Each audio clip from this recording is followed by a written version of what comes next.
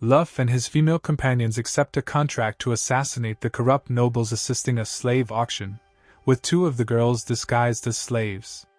During this time, a flashback of his previous life shows he was training a rookie while simultaneously taking out members of a crime syndicate.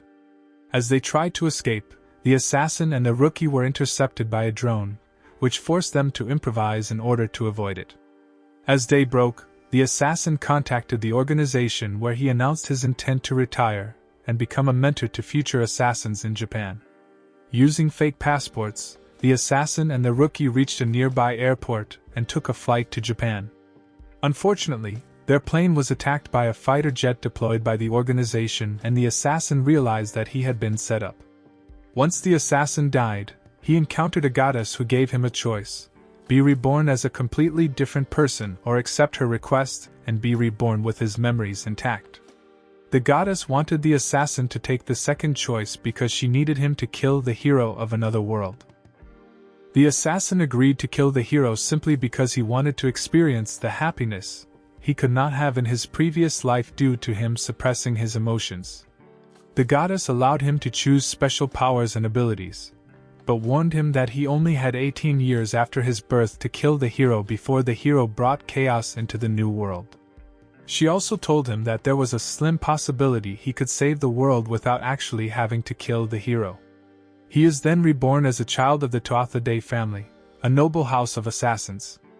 As Luff begins his new life, he becomes an expert hunter and cook, and his physical growth is examined by his father, who concludes that Luff is ready for a special surgery that will give him the ability to perceive magic in a person or an environment. Luff successfully obtains the mystical eyes passed down the Toatha family, and his father promises to teach Luff how to perform the surgery when the time comes. He also finds a magic teacher for Luff named Dia Vicon. In attempt to measure Luff's magical potential, Dia gives him a FHR stone, a special gemstone that can measure a person's magic capacity. Luff's power is so vast, however, that the FHR stone ends up exploding. This gives Luff the idea of using FHR stones as makeshift grenades. Over the following weeks, Dia and Luff become emotionally attached to each other. Luff proves to be an exceptionally fast learner, not only learning how to synthesize metals, but also how to create weapons.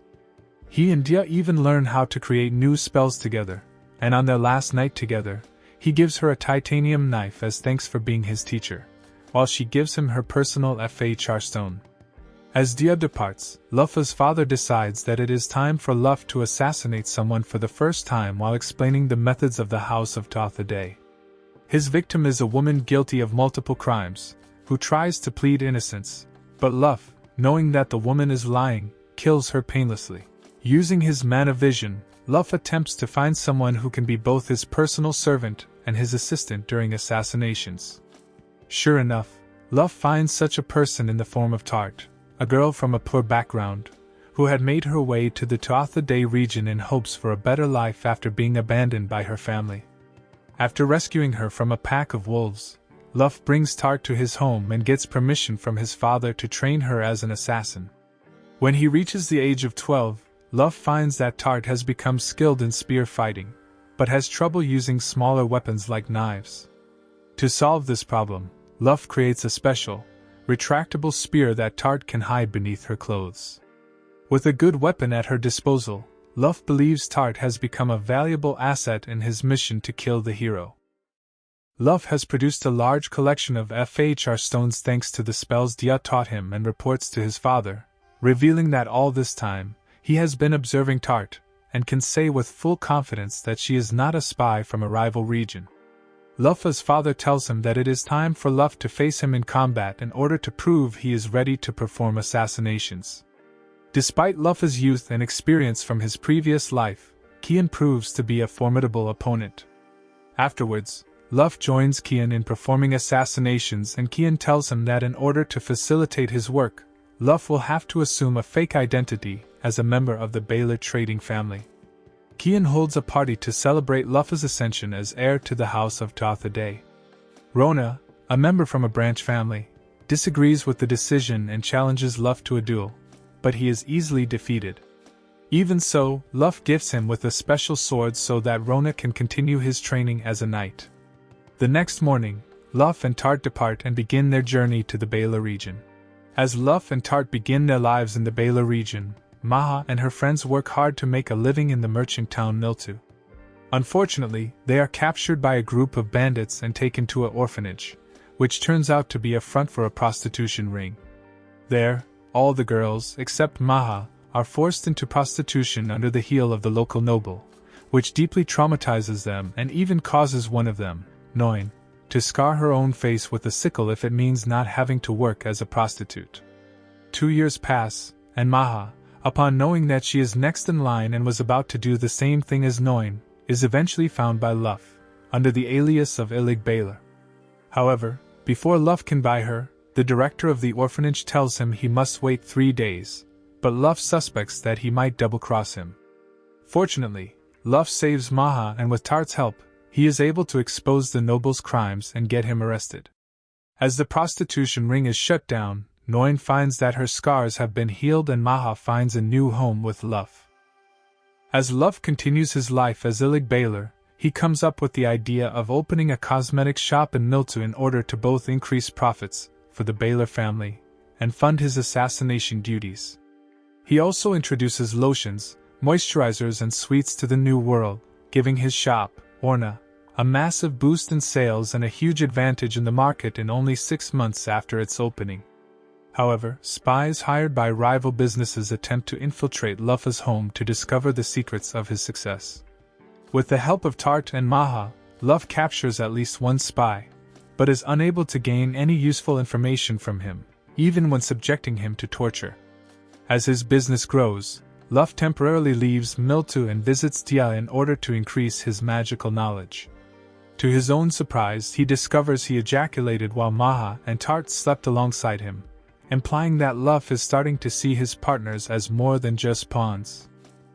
Having established a prosperous business in Miltu, Luff decides to return home and continue his training as an assassin. He leaves Maha in charge of Orna, knowing that she plans to expand the business into other regions, and promises he will come to visit. On their way home, Luff and Tart are attacked by a pack of wolves, but Tart easily kills them and Luff observes that monster attacks on human settlements have become more frequent, suspecting that the hero will show up soon. Upon his return, Luff is summoned to his father's study, where Kian gives him the choice to give up on the life of an assassin and instead live peacefully as a merchant.